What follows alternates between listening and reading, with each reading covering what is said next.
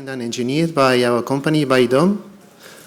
It was a nice-looking stadium. In fact, it did won a couple of prizes, Stadium of the Year 2015, in the World Stadium Awards in Qatar, or the first stadium prize for architecture in Singapore. So it was good.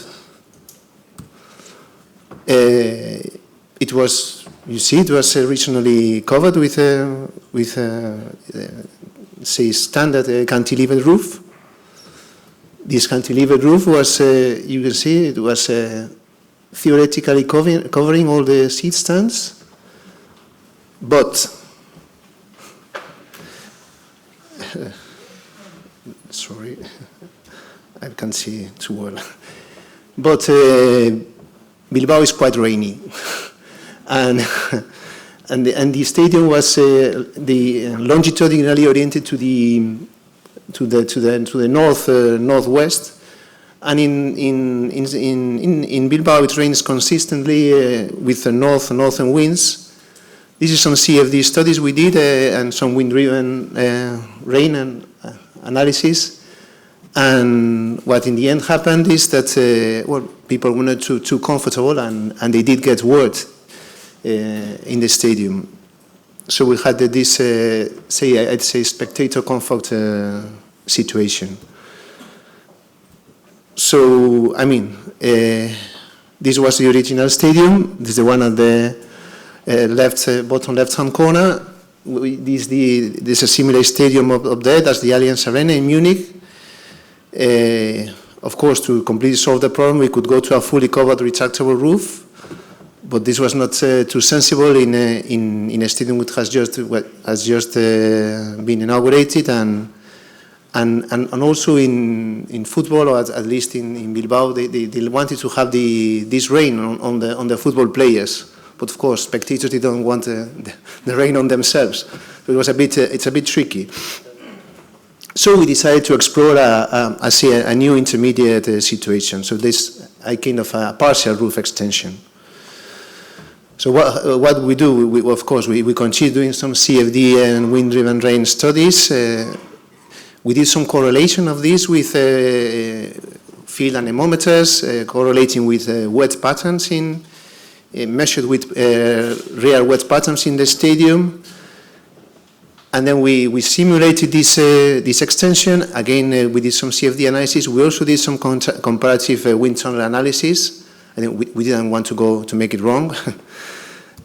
and we decided to go to this roof extension. It was validated to say, let's go for this. But of course, we had this was the existing stadium, and that this was just a simple cantilever roof. Not the best thing to extend, and wanted to extend this in a natural way. So let's review let's go a bit technical now, or slightly technical. Which were the main design constraints? I have listed these 5 constraints. Lightness. I mean, of course, the original stadium was not prepared for this extension. We had to cover some significant additional cantilevered span so that it worked properly. You can see it was a minimum of 30 meters at the sides and up to 25 meters in the corners. And of course, we wanted to minimize the additional reinforcement in the existing structure. It had to be simply supported. I mean, we were supporting this in the end of the cantilevered span, and we don't wanted any strange or weird-looking additional cable supports or things. So we wanted something just simply supported, pin jointed at the edge of the structure. Of course, we have snow loads and wind loads. Bilbao is in the coast, so the snow loads were not huge. So wind loads were a bit more determining. We needed to be careful. I mean, we didn't want to lower the first agent frequencies too much, because then we would increase the loads in the whole stadium. So we were targeting to a high, close to 1 hertz first agent frequencies. This means we wanted a big stiffness over mass ratio. Inverted roof slope, of course, if we want to cover from the rain, we need to gather all this rainwater. So we need to bring this to where the gutter was located originally. And of course, last but not least, architectural integration. It should look good. It should look a seamless integration with the original structure. It should be slender, and it should look like a very natural continuity of the existing roof, as if we had thought about this from the very beginning. So graphically, this was the, okay, it's solved. This was the solution. I mean, this was more or less the size.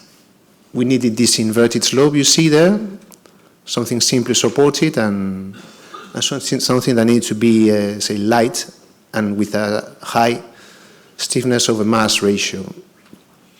So, of course, what's this solution? This solution, we decide to go for a double cable, for a double layer cable structure with convex radial beams, with a double inner tension ring and an outer compression ring at the edge of the existing stadium. So I go on this a bit. The compression ring was again really a mixture of the 3D tubular, new tubular truss plus the existing structure itself. And we needed to, I mean, our geometry was forced by the existing stadium. We needed to continue the original radial directions of the existing ETFE panels. I mean, this stadium was already covered by inflatable ETFE panels. So we needed to continue this radial direction exactly in the same direction so that it looked natural. So this posed, some kind of slight additional constraint on the cable roof structure. So this is a section of the extension. As you can see, it's slope inverted, light, stiff, and double cable roof. There was another constraint. Just let me see if I can. Okay, you can see. Oh, perfect. So you can see in all screens. There was another kind of a design limitation. The position of these points. Of course, we didn't want to interrupt the visual of the stadium, not only on the pitch but only on the screen, the score screen. So this also limited the kind of the orientation of our convex beam, radial cable beam. And this is a plan view, and as you can see, what I was saying, the original line of the ETFE cushions was continued along the way so that the integration was smooth. It was an originally good, say, technical location, but not exactly the optimal, but say good enough. Some figures on all this. So I say the cable roof extension, as I say, this increased the roof span in 13 to 25 meters, up to a total of 60 to 75 meter roof span, cantilevered roof span. And as you can see, these are some weight figures and some cladding areas figures. As you see, we increased approximately the weight of the existing cantilevered roof in 600 and something tons over the 5,000 tons we already had. So this, but this is, if I'm not wrong, something like a 10-15%. But the cladding area, I mean the surface of the roof, they were increased in about 5,000 square meters to the original 20,000 square meters. That's about a 25% area extension. So that was the benefits of going to this lightweight cable structure. Okay, so this was the design solution. So let's go on with the presentation, and now I will try to graphically show you the structural system itself.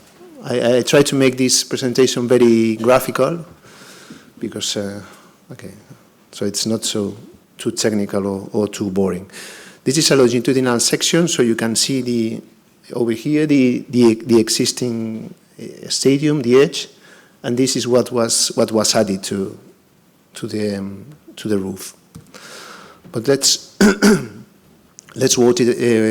take a look a bit more in detail, and here you will see the whole structural concept.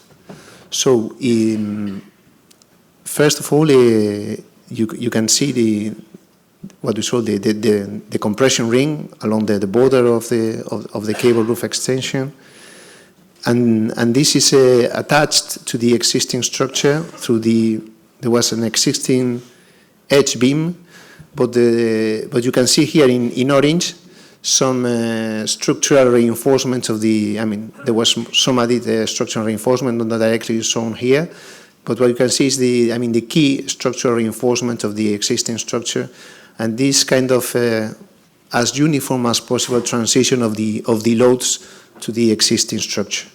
Normally, compression rings deform, and of course they can move internally slightly. This was not the case in this stadium because, of course, we need to attach in a simple manner to the existing structure.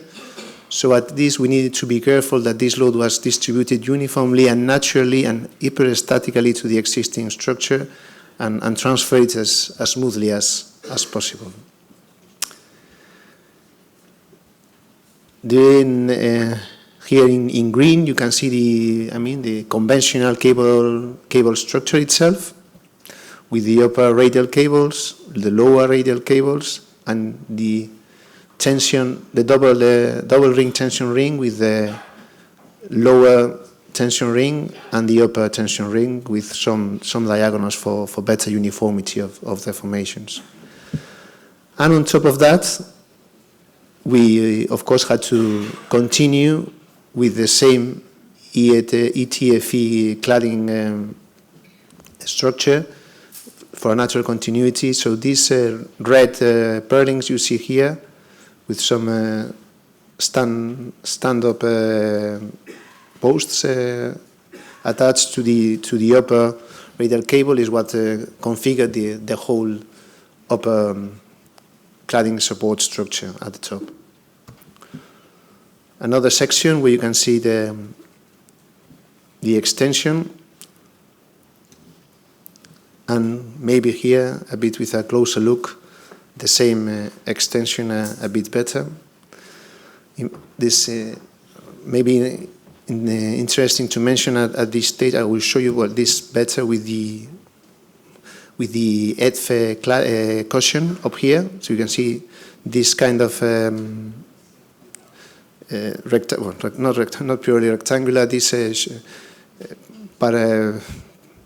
shapes supporting the ETFE cushions along the perimeter. It's important to mention that here, it's not shown here, but this kind of strange indentation in the existing structure, this was where the original gutter was located, kind of hidden so that it could not be seen from outside, was kind of discreetly located. But here again is where we had to bring all the rainwater back here and back to the original gutters, of course slightly increased in size. And here in green, you can see kind of an intermediate gutter that we also used for the cladding structure.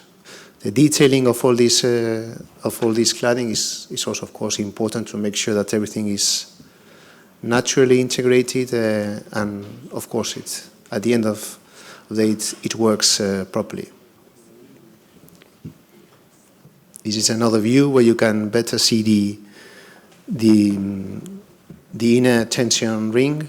You can see that the lower tension ring is much stronger. This is, of course, also caused by the need to put this structure as high as possible. But then, of course, we also need some depth of the convex beam, so it was stiff enough. So this was the final compromise. Some dimensions for you to know, maybe you are curious to know, but so here you can show you cable sizes, lower tension rings, those were 4 8mm diameter cables, upper tension rings, only 2 70mm diameter cables, lower radial cables, 55mm cables at the ends and 40 and at the ends and corners, and just 40mm diameter cables at sides. upper radial cables, 40 millimeters at ends and corners, 31 millimeters at sides, and the zigzag going over the tension ring for uniformity. Those were smaller 30 or 31 millimeter cables. Compression rods, 193 times 8 millimeters in the outer perimeter, which is the strongest ones, and then 133 times 4.5 millimeters the rest. Okay, just some data information for you to know. Some additional details on the structural system.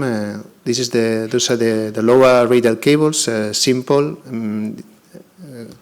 and the upper tension ring. This were where we had the interface with the existing cladding.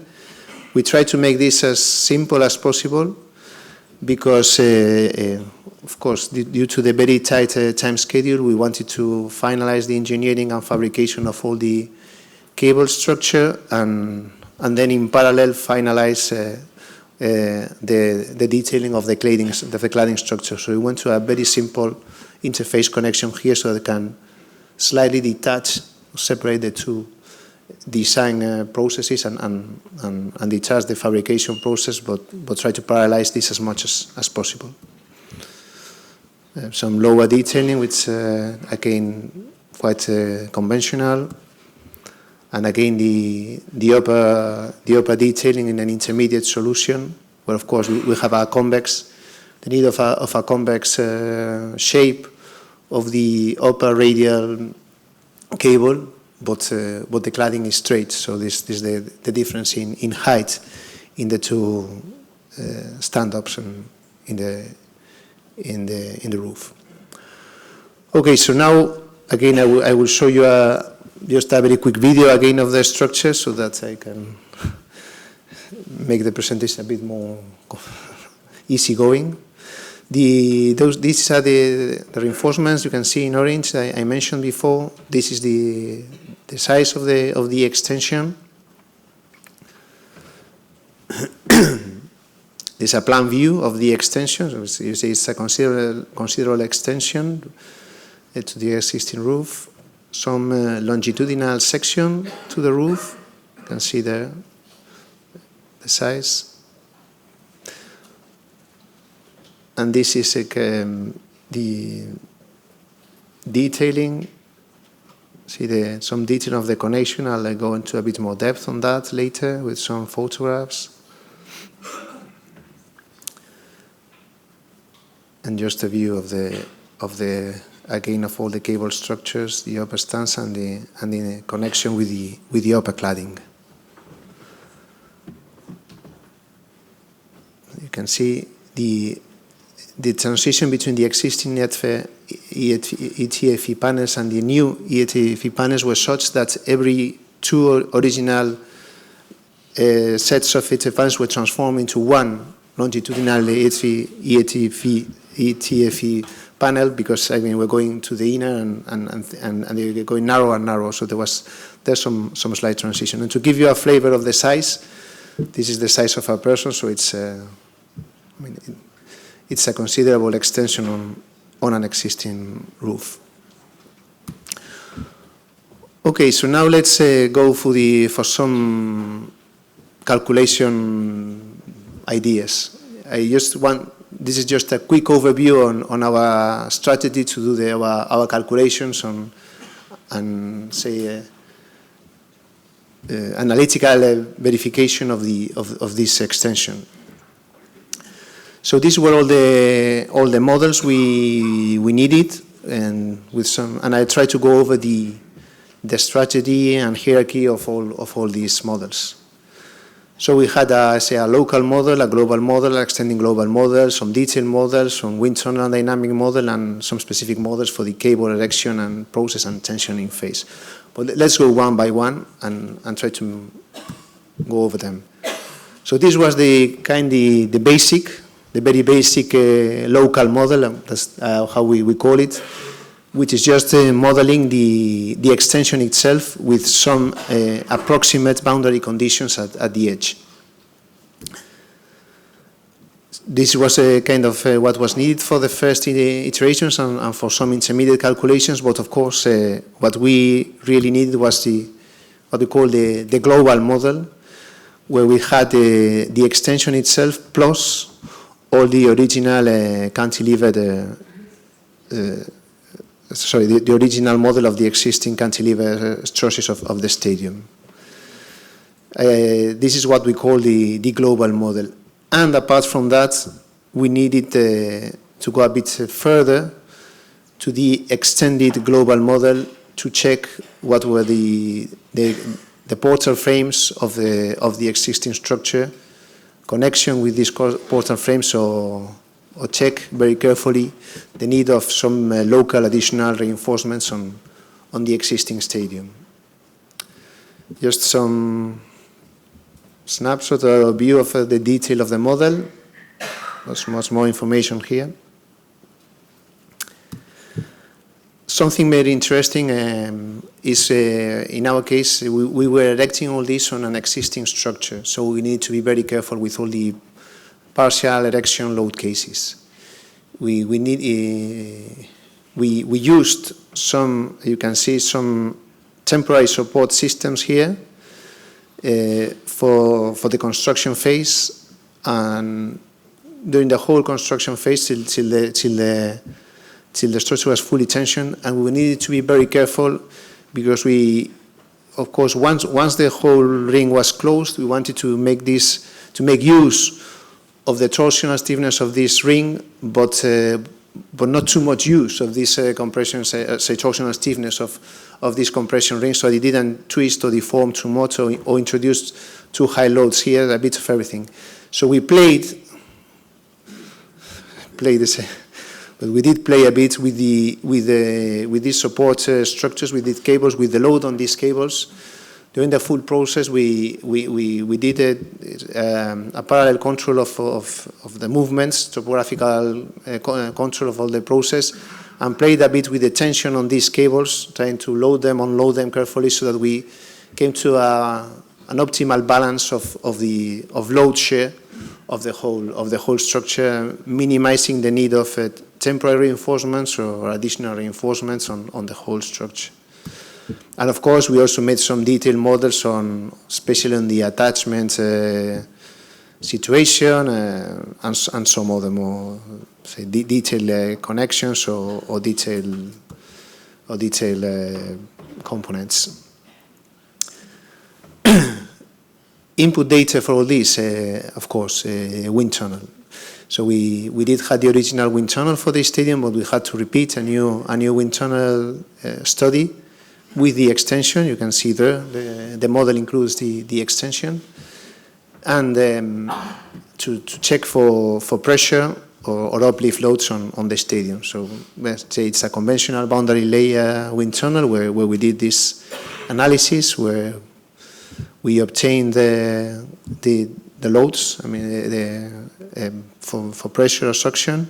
And of course, we needed to combine this with our own dynamic model, where I told you we had been very careful to try to have the first natural agent frequencies in the range of 1 Hz, which is quite high for a cable structure, or relatively high. And of course, check together with the wind tunnel guys, mix this data from our dynamic model, so we would have the final static equivalent loads, including the dynamic performance or dynamic amplification factor. You can see probably this is the worst load case. We'll have this combination, because when the wind blows in the northwest direction, which is longitudinal to the stadium, there is already some usually pressure and suction alternative on both sides. So this is probably the most naturally induced eigen mode. Just some reference values of the global eigen frequencies of the stadium, where yeah, we got close to this 1 Hz, 0.9 something. And of course, this is just the final maps for final results. Of course, this is just graphical, but this is fully numerical, so that we included all this information and all this data into our structural models, and of course also into, we had structural loads and cladding loads. This is conventional from a wind tunnel analysis, and that was our input data for our structural calculations. As I mentioned, I just want to go quickly over the erection process itself. This is just a simple model. We had, as you can imagine, several degrees of complexity, including, not including auxiliary support structures. But this is the kind of things we model. So this is the big lift, the original lifting process we need to model, at least the last stages, to check loading, deformations onto the existing structures, and then control this on site. So again, it's conventional at the edge of the existing structure, but still something conventional. So we started pulling from the upper radial cables, and just the lower radial cables will just be pulled to follow. But the main load would go to the upper radial cables, as you can see in our model, where the lower radial cable is not shown. So this is the cable erection process, going up step by step and checking, say, deformation and sequence and loads in all this process. So there it goes, till we go to the end of the first lift phase, where the upper radial cable is pinned in position, and then we start pulling and tensioning, what we call the second tensioning phase, through the lower cables. You can see the model was originally did not show the lower cable. Now it shows the lower cable. So now we start pulling and tensioning through the lower cable, and progressively, and go up sequentially till we go to the final tensioning position. I'm just showing what I initially called the local model. Of course, we had to do this with the complete global model, and global model with temporary supports. This was critical in an existing structure where we need to be sure that nothing was going wrong in the original existing structure. And the best, or the simplest way to check this was with a continuous topographical survey during this process, and being sure that during this process what we were observing on site, what we were measuring on site, not only loads on the strand jacks, but also whole deformation of the global structure at several key positions, was fully matching our models. I'm just showing here two kind of control spreadsheets. These were the output of our calculation models, and what we did use to control and specify first the lifting sequence and progress sequence, step-by-step progressive erection, and also during the final tensioning process, the final tensioning process and final pinning order, which is of course first the corners and then the sides. But carefully and stepping sequence in a sequence that did not produce excessive loads into the existing structure. This what we can see down here is a correlation of real on-site measurements to what's modeled. Remember here, it was not just the cable structure itself, but the cable structure and existing structure, which did amplify a lot all movements, and it was also very dependent on the time of the day, because the movements were also dependent on thermal deformations. But again, I think our correlation was quite nice, and what was really important for us, it did give us enough confidence to go on and complete the erection and tensioning process. Okay, so we also built what I call an engineering mock-up, where we had some hands-on experience on all this. You can see this was the mock-up, and as compared to the real design with some real cables on it. And what we really pretended to do here is going to have some fun. And but basically, I'd say I won't go as far as going to a real physical correlation of the model, but real some physical hands-on experience on what we were really designing and specifying for all the erection and tensioning process. And this also helped us as a second derivative to show to our clients, and I mean that we were not mad when trying to increase this span on just being supported on the existing cantilevered structure. So well, we did this in our laboratory, and as I tell you, we also had some good fun. Okay, so now it's been. I have say theoretical or design based. Let's go to the real erection process, and I will try to show you some pictures and of the whole process. But of course, I'm an engineer, so first of all, I need to show you some schedule of the process, and schedules are important. In this case, it was very critical because we needed to do this without any interruption on the use of the stadium. So we had to take advantage of the summer break and do everything necessary so that the game could go on, the show could go on. So we started in January with the design phase. Fabrication of the compression ring started as early as mid-March. By mid-May, when the football season ends in Spain, we started with the erection of the compression ring and the cable system. First laying all this on the ground and lifting it up. Mid-May we started with mid-June we started with the cable erection itself. I mean, the compression ring was already up there, or partly up there, and by the end of July, the whole was our target milestone.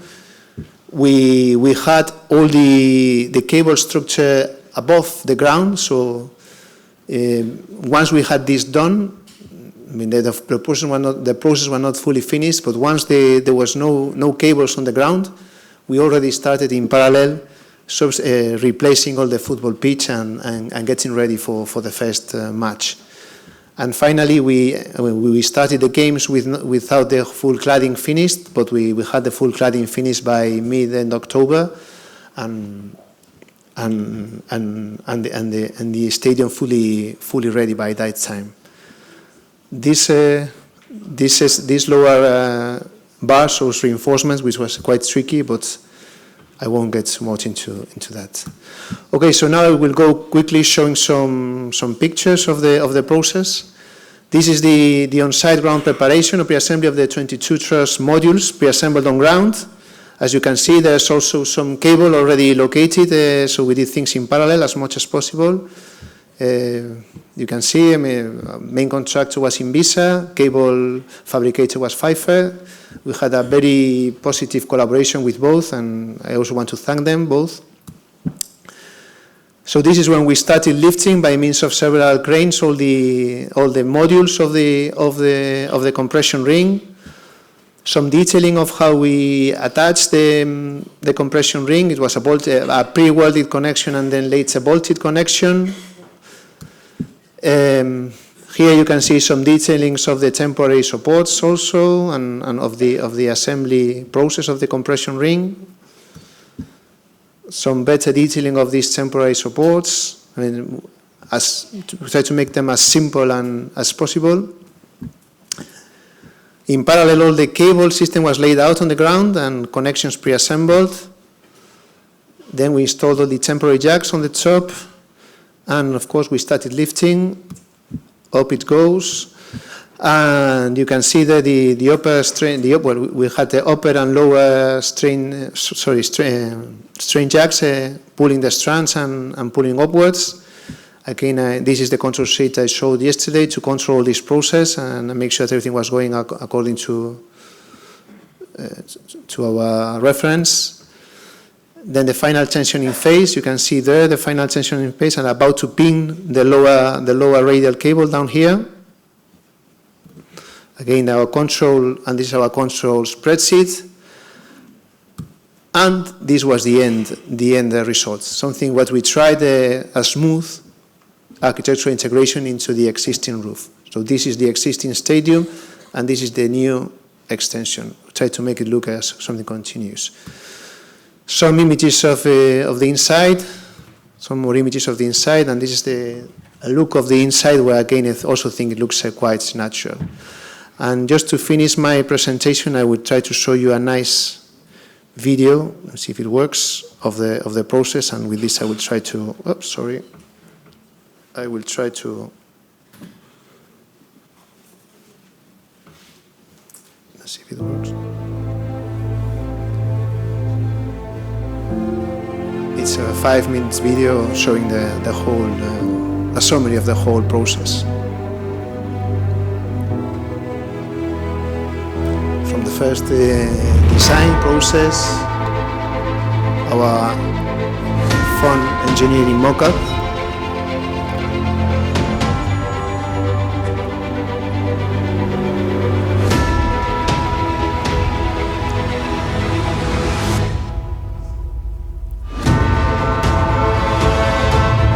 and this was the real erection. You can see some time lapses of the erection sequence of the compression ring. There's the compression ring being placed into position.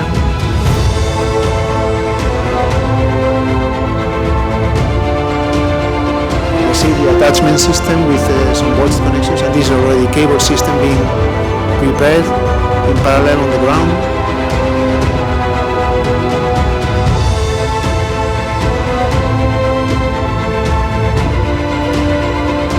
The strand jacks, double position, upper and lower, because of the verticality of this specific installation process.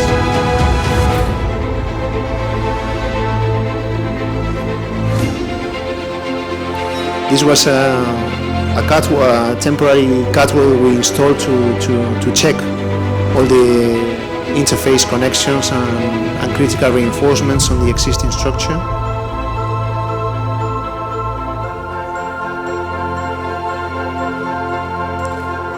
This is where we started pre-pinning all the cable system, and as you can see, this is the beginning of all the big lift process. Some parts of the time lapse.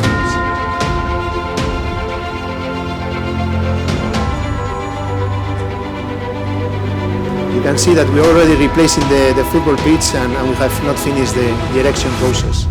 It was really tight, the schedule we had. This is the final tensioning phase where it goes to the final position. You can see some details of the final pinning.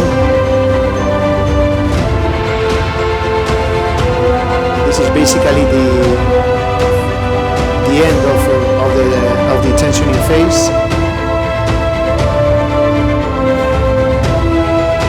This is where we had our control room where we checked all the displacements, topographical. This is the final phase where we installed all the EFV cladding, first the modular structures and then the inflatable cushions on top of that.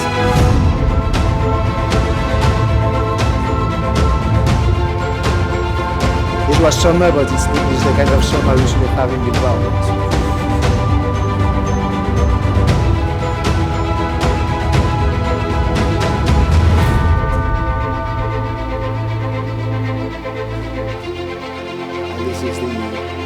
What it looks like now.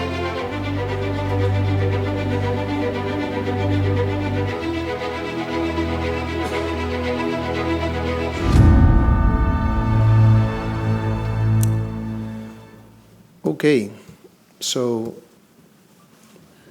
that's all, and thank you very much for your attention.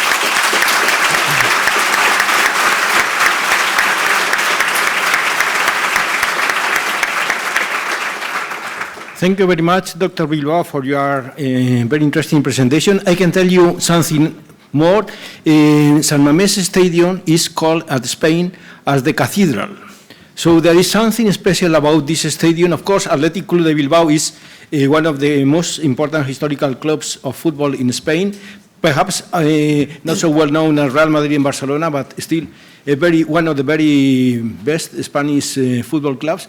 And San Mames Stadium is called, as I repeat, the cathedral, because it's something like something similar to religious in that. Well, now we have some minutes for questions or comments concerning the presentation of Dr. Bilbao. Yes, we have there the first question, please. Thanks for the speech. It is really excellent work. And to do something on an existing structure is very challenging, which we face in Turkey a lot, though. My question is, the struts, they are inclined. Was there any reason for that, or just aesthetical reason? Is there a aesthetical reason for that? Yes, there is some, there was a bit of aesthetical, but there's also some optimal position. But to be honest, we didn't do a full optimization strategy, but we did try to guess a logical location for those struts. Yes, it does help to have some minimum inclination. More questions? Congratulations to your wonderful project. Thank you. My question goes the same direction. What is the reason for the struts between upper cable and lower cable? And I recognized in the diagonals you have even two. Sorry, I didn't. What is the reason for these struts between lower cable and upper cable and lower cable? These inclined struts you have. The reason for the struts themselves? Yes. I mean, we need those struts. The intermediate struts between tension ring and compression ring. We need those struts to make the convex cable beam work, the double layer convex beam work. It's compression struts and tension lower and upper radial. I'm not sure if I follow your question because. You have the struts? Yep.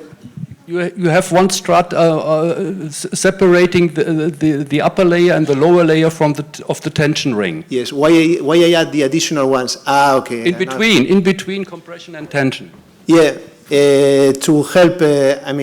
To make it work slightly more efficiently and also to slightly control our shape better. A bit of both. Mm-hmm. Any more questions? Here, Carlos Lázaro.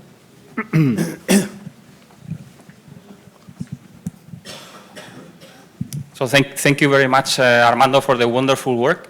And I have one question regarding the compression ring, because once you pre-stress the roof, how do you control the amount of compression that goes into the existing structure? Because I see that there are some full connections there. Yeah. And maybe the new compression ring is very stiff, but yeah, that's the question. Finally, we studied several strategies for that. We even considered the option of to allow some temporary movement to the compression ring, so that not all the load goes into the existing structure. But finally, we decided that all the compression finally goes into the existing structure. So, there's no limitation of any load going into the existing structure. But we go for approximately pin-jointed connection, so we don't have nearly no bending moments into the existing structure. And the effect of this compression ring is, it's not just, I would call it more a progressive or uniformity perimeter ring, which helps introduce the loads very uniformly into all the longitudinal beams we already had in the existing structure. We did some studies on which was the best option.